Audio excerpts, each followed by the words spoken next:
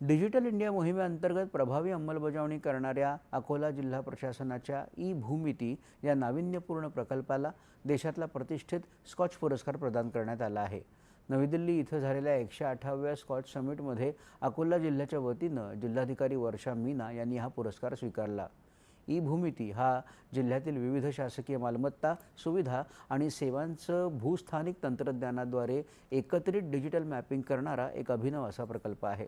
या प्रणालीमध्ये शाळा, अंगणवाडी केंद्र, रेशन दुकानं, आरोग्य संस्था आणि शासकीय कार्यालयांची अचूक भौगोलिक माहिती उपलब्ध करून देण्यात आली आहे. यामुळे प्रशासनाला विकास कामांचं नियोजन आणि सेवा वितरण अधिक प्रभावीपणे राबवणं शक्य झालं आहे.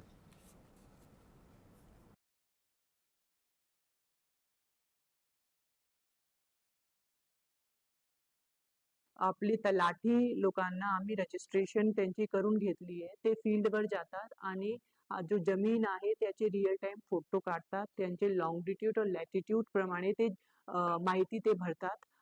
अशी प्रमाणे आमची जो सगळी शासकीय जमीन आहे त्याची नोंदणी आम्ही हा सॉफ्टवेअरवर करणार.